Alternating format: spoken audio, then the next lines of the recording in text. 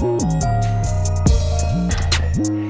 guys, this is Roger Moore here. Now I'm alongside the lovely Estella. I have known her for a few years, going way back. Hey. But so we're gonna touch base about this here in this interview today. I'm here backstage at the 316 Showcase, and I'm here to have a bit more of an insight about the artist Estella Letman.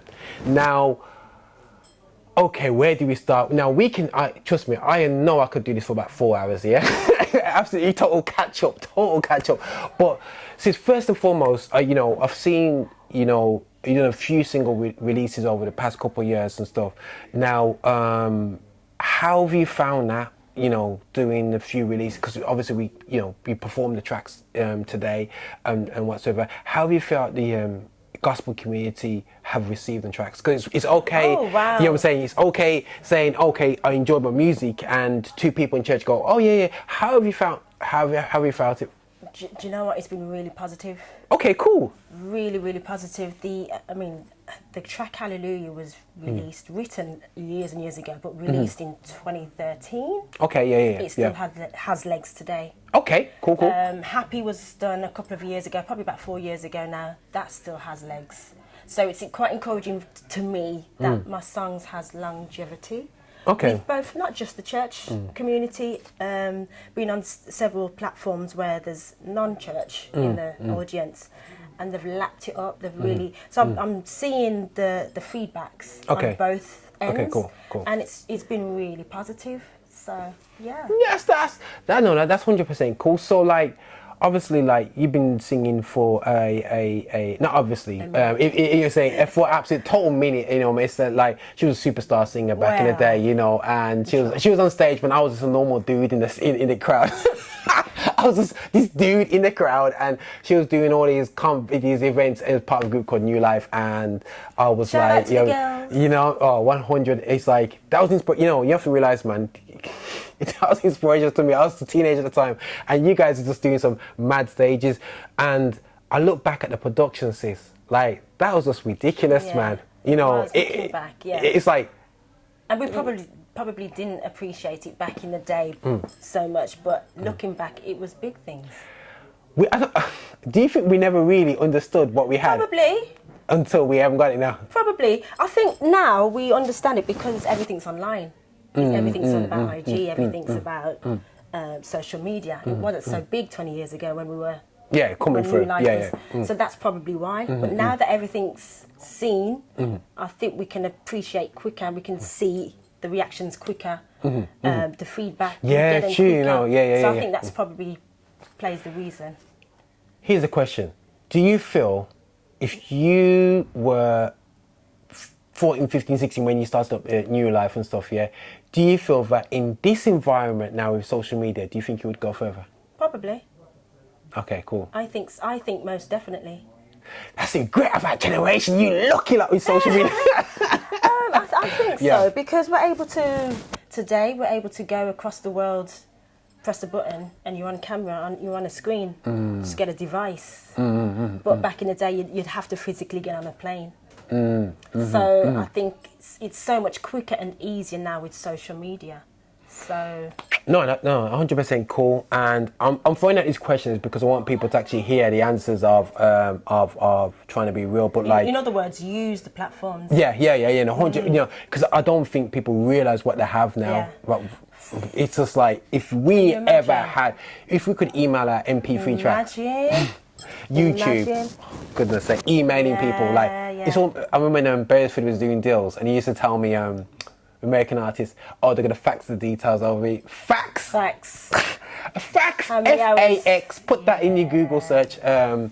Prehistoric stuff. But I find that even when we was at uni and I look at the differences of now and in how young people can cope. I felt like when you went uni back in the day, it's you can almost go missing. You know what I mean? You literally put, you know what I mean? That's true. You know what I mean? And now you can almost still be home. You still connect. You're still quite connected. Yeah. And whatsoever. Did you feel that when we were doing our stuff when we was in college days, and then we started going to uni? Do you feel like we all came back different? Is that what, cause it was like when we came back as 23, 24, 25, we're the same guys who were 16, 17, 18, doing a lot of music and doing a lot of things together? There'll be changes, because we've had some experiences from uni, life changes us, relationships, you know, the whole thing. Yeah, I think we came back more mature, more experienced. And I think for me, back in the day, I think, and Dion, one of the other ladies in the group, we were writers, so we were able to have more to write about as well. Right. So that for me today has kept me going as well in terms of writing my own stuff today. So Cool. So would you, and you know, that came to my head, you know, when we, just before, I said, I'm going to ask about writing, you know, because do you feel that, okay, writing, are writers happy to write for people in our gospel scene? I know that people are very precious over, okay, I'm going to write it and sing it. And singers are not able to say, okay, I'm not a great writer, I need a writer. You know what I'm saying? Are we kind of weird in that sense that we don't really like to sing something that somebody else has written and we just wait until, are we as artists able to just go, oh, that's a good song, can I sing it? I've not heard of that much. I think because there's more creativity now, not just in songwriting, there's behind the cameras, there's cool. behind the stage, there's a lot more going on artistically. I think more people, if they know they can't write or sing, they will do something else that's creative. But do you think it's a UK gospel culture thing? We would sing American song, but we wouldn't sing Charlie's song that we written. Charlie, who wrote this, who say for example, Charlie was an amazing writer. Where you going? Yeah. I think no. I think for worship, we'd sing Noel Robinson. We'd sing Martha. I forgot her name. Martha. I was gonna say Manise, you know. Is it Brian Church? I can't remember, but I can picture her face. We'd sing Donna. I can't. Her surname I can picture, but she sings with Noel as well. I know you're right. Donna Ikoda. Would probably sing Marcia's. So all the worshippers, in terms of the leaders in the worship, will probably sing their songs. But in terms of testimonial songs or R&B, probably not. Yeah. I haven't seen. I haven't seen that as well, and it's incredible when you look in the American scene, who are equivalents, that somebody else has wrote the song and they'll sing it. You know what I'm saying? You know, and true. you know, and it's I never thought it was a big thing, but when I realised that, hold on a second, so and so's a songwriter for that. That's not that person's song. Yeah. And you know when you hear like the Dawkins, written for commissioned. Yeah. I'm like, okay. Yeah. You written for commission, like. Yeah. Commission said, can you write that song's a dope song, you know what I mean? Yeah. And then they're like, yeah, it's like whatever, and I'm thinking, so why don't we do that over here? Good question. Is it? I'm not saying it's a pride thing, people, far from it, but it's just a culture thing that we just never. Right, so I'm just totally stuck the network up here, yeah. What is it about? It's interesting. I think for me as a writer. I haven't got to that. We've got to be at a place. Intentional place. Yeah. You've got to be intentional about it. Have that about. I mean, that's. I believe that will be next, because I've written songs and I'm hearing certain vocals. Okay, I like that. That I can name. People will know. Cool. Does that make sense? Total sense. So would you say that you are open for people to call you and say, help me write? Yeah. And I have 100%. been. There has been individuals that have said, beautiful. That's cool. Come along. So I think that will happen more. I think the door for that will be opening more and more. Yeah. I think there's room for that. The creativity in the UK gospel now is just going it's so crazy, high. isn't it? And I don't see why not. That should be next. You know what I mean? I think we should get more involved with the writing and singing other people's songs and just keeping it. Yeah. I think it's something that we have lacked, and I think something that, like you said, now it's time to celebrate. I think it's all about the almost delivery element, and forgot that there's a massive thing behind it and whatsoever. And I think, you know, to be bringing out albums every year, you got to have writers, you got to have people in the background working on the sound. That's you know what I'm true. saying, and what's going on. And I think there's some big things ahead. I think you've got to know yourself, because it's not every song you should or can sing. Yeah. Just because person A sings that song, it sounds really great. It's not necessarily okay. I can sing that song, or you've got to know yourself. Yeah. What's for Get you. that identity going on. Yeah, you know what I'm yeah, saying? yeah. Now, because I spoke to another artist about that, and they said about identity, know yourself, Yeah. you know, and know how to navigate yourself in this world, and this creative world, and know that you can depict that same song and you can sing it with that same heart. Yeah. You know what I mean? Out there. So no, that's definitely cool. Now I'm gonna flip round, because we're both from Bromtown. You know what I'm saying? And you know when we were growing up, we had concert after concert. I was saying to a friend, like, we could easily be. I know you would perform at more than one concert a night. That wouldn't be something unusual. But I think that, you know, we used to have 2-3 concerts going on every weekend going on. You could literally drive from one to another.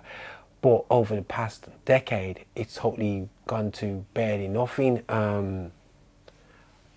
Has that made it harder for you as an artist to kind of plug back in, where before we could actually book a load of gigs and get out there? But how have you found that? Yeah, it can get a bit difficult sometimes, especially if we've got musicians who really want to play. Yeah. I enjoy live. I can do backing track, but I'm more for the live thing. So when you've got a band who are willing to play and waiting for dates, and you know, it's a bit difficult to keep them encouraged and keep them. Cool. Yeah, no. What I mean? They're motivated, yeah. But I think that happens a lot with a lot of band players, a lot of musicians. It's a scene that we're in it, you know, and it's again, it's another a syndrome of, okay, this is where we were and this is where we are now, and we don't want to be just focusing and going, oh guys, it was amazing back in the day, it's rubbish now. Far from it, it's just different now. And I think that for me, it's just enjoying the what we can do on YouTube. I think what we're doing here at 316, it's not a case of go sleeping on it, and I have to salute the 316 team. Create your own. It's about going there with a Southside Affinity Extra. Okay, we can just do a cyberspace, effectively 24/7 gospel music radio station that's hitting people out there, and I just encourage people to always look to reinvent ourselves and create your own platform. Yeah. 100%. Yeah, it's so easy now to do. You don't realize, you know, it's like you remember it used to be it's BBC radio. You had the only limited. Now you can just you can do it yourself. Just get a nice room. Yeah. Bit of lighting. Wow. That's all it takes these days. What are we doing right here? Well, you know. Yeah. Social media again. Yeah. No, 100%. So over the years, right? I'm not going to assume that you like the Clark sisters. Yeah, but I like them. Yeah, you like them. Yeah, I'm not gonna see you. But if I'm not gonna be stereotypical here. But okay, your influences back then and your influences now. Who are they? Still the Clark sisters. They were back then, and they are today. I just want to get that out there. Yeah. Both gospel and none. Okay, really, cool. Because I'm more focused on how the vocals work. Okay, cool. So yeah, there's a number of them. Kiki Wyatt, vocally. Cool. What's her name? And Fantasia. There's another young lady called Yeba. Okay, She sings a lot with, oh gosh, what's his name? Morton? PJ Morton. Yes, PJ Morton. Cool. She sings a lot with him. On the gospel side, and Brandy as well. Vocally, in terms of their how they deliver vocally. But for me, most of the time it starts and ends with Clark sisters. Okay, crazy. There are others. Yeah. But Mary, how can I forget? Mary. Yeah, they did their thing in it. Yeah. I love their flavours. Yeah. They're the main ones that I kind of stick to. Vocally. That's interesting, because like my wife, like, you know, she's like heavy into Clark sisters, and And a funny thing is, I never really talked to them, you know. And I like their stuff, but it's like I was more into Android Crouch and them as you know what I'm saying, Winans and you know, I liked a bit of Commission, but it's more in my teens. I liked after number 7 album. I was like, yo, these guys are legit. But it's Android Crouch was a major, you know, me influence on me, you know, 1000%. But when I look at today's music, you know, I don't know what happened to me, yeah. I just got into hip hop quick. I don't know what happened, you know what I mean? And I'm just full on. And people think that, oh, Roger, I'm a youth, but I just love the sound. I just don't know what it is. I just gravitated to hip hop quite quickly. I never grew up, as you know, I grew up just like yourself, like just gospel. Right. And then hit a period of time when I just kept on it's not evolving, but there's a certain scene, a sound, and I just kept on moving with it. And then now today, you know, I feel no way, play hip hop all day long. Okay. You know what I'm saying? So it's kind of a weird thing, man. But I still know my gospel stuff. I hear you. You know what I'm saying? I hear you. No, I understand. How are you feeling about Tribal, about Maverick City and all these guys? And when you see on TV, you know the Dante Barry? Yes. You know all them the videos that are coming out right now. You got the difference. How do you feeling that kind of worship sound that's coming through? There's like a worship sound which is it's great. I love it. Yeah. Okay. Cool. But I'm a worship leader, so I'm into worship. But there's different sides of me. Okay. Cool. So it's great, but then it doesn't mean all my songs have to sound like that. Yeah. So it's great to be able to appreciate something else, another, you know, somebody else's music, but still have your own unique sound. Nice. Does That's that make nice. sense? Yeah, that's nice. So that's nice. I accept what they're doing is hands up, great. It's great quality. Yeah. But I love what I'm doing too. Do you know what I mean? And that's a great strength, you know, because I do feel that when people see something that's popular now, they change themselves to be popular, you know what I mean, and then you become It took me almost 20 years to learn that. Wow, cool. Almost 20 years to learn that it's great to love somebody else's work, but love what you do, love what God's given you. Wow.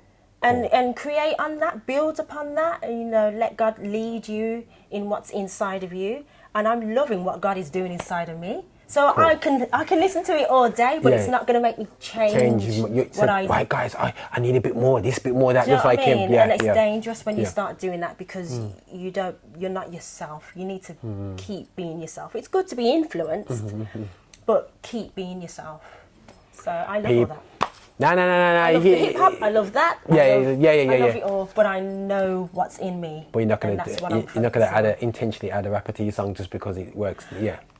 You do what the song needs. Yeah. And I call it treatment for your songs. Okay, cool. And it also includes what producers you use, what background singers you use, what musicians, keyboards you use.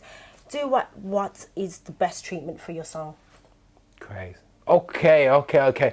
So guys, man, like, you got this a slight insight into that, because I can just go in and expand on some crazy stuff. We could talk about choir days for Estella, you know what I'm saying? You know, we can go in there and how the choir has made her into this amazing singer right now. You know what I'm saying? So we have talked a bit about the choirs and how much we don't see them now. Like how they used to be. I love Hezekiah Walker. I would listen to John P. Key all day. Yeah. I love the choir feel. I love the feel of a choir in church. A good choir. Yeah, cool. All right, okay. What's a bad choir? Good choir. Okay, we need to.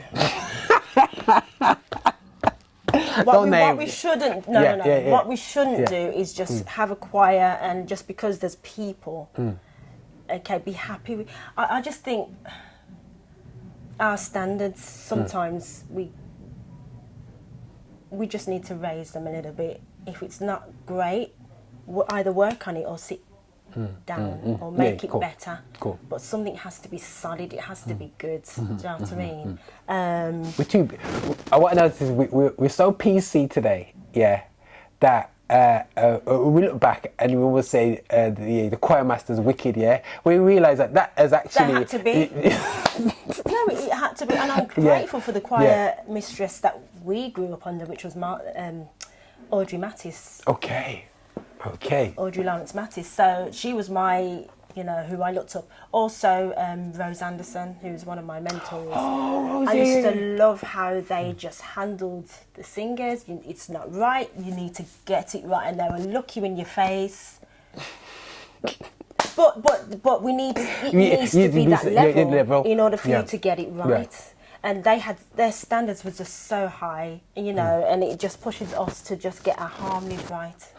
And that carried me today. So when I do my own BVs for my own songs, I'm making sure you can hear it. So when you've been trained up that way, naturally your ears are drawn to something that, okay, you can hear it. You can hear something's not quite, okay, let's get it right. Maybe that's the perfectionist in me, I don't know.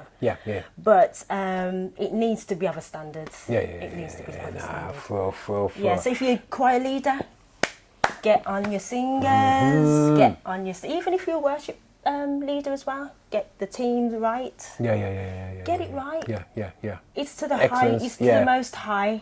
Excellence, and what even one of the youngsters were mentioning about this excellence element, and I think that, you know, excellence is key, and I think that we need to reintroduce the excellence and stop being lazy about the anointing, focusing on the anointing. Absolutely. You know what I'm saying? Say, God's with me, so others can go. You got to put in the work. The work, you've got to put in the work. It doesn't just happen like that. That's great. That's great. So, guys, I was trying to close off, and I had mentioned choirs, and I saw Estella's eyes go, whoa, like it's gonna go crazy. I enjoy it. But listen, guys, I'm here now. You know, how can people, you know, get to? Because obviously your music's online and on Spotify and so on. You know, and you know, people want to go follow your journey. How can they check you out? Well, you can follow me on Facebook, Estella Letman, or IG, Dance and Music, Estella Dance and Music, I should say. They're the two main platforms that you can find me most. Okay, cool. And just want to make sure that you have got 2 releases that I know that's online, and think of what's the name of the releases? Hallelujah and Happy. Cool. Yo, guys, check that out. Out there, and support Estella, you know what I'm saying? And definitely, sis, we want to be backing you, and we're looking forward to hearing that, your album, man, you know what I'm saying? So there's hopefully your album cooking up again. We're going to take our time, we're going to get there, but we're going to support this. And my encouragement for not only the Birmingham scene, but the UK gospel scene, we need to be intentional about what we are. We need to know ourselves, you know, and, you know, we need to, you know, I look back and, you know, we're going back, I'm not going to mention the years because we were born in the same month, man. It's crazy, you know. Apparently a year where it was the hottest summer ever, so you can do research into that and find out our ages. So don't check it out, man. The hottest summer was actually last year. No, I'm not gonna it's just amazing to see how things are from the 90s coming through into the we're hitting 2020. We're still alive, and we're thankful for that, man, because we've seen, you know, a generation that just, you know, we just never seen the devastation of death and funerals. Over the growing up, it was just like people just carried on living, you know, and now it's just people are dying, and now it's for us now to pass on their legacy, you know, and that's what we're trying to do here through our creativity, man. So enough love for being here, man, sis. And thanks for performing. We're here at 316 Showcase, and we're an Affinity Xtra. We're here to be fast and extra. We're here to celebrate gospel music of Black origin. Blessings. Head on my hands are racing, God, it's all to you.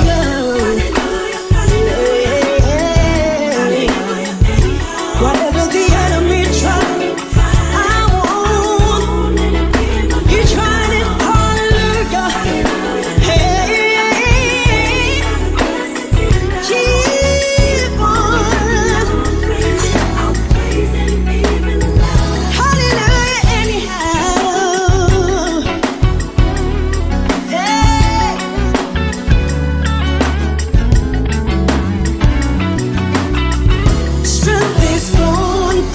to pacify with the bills coming out one time. We are necessary for growth. Visit us for updates and shows at affinityextra.co.uk.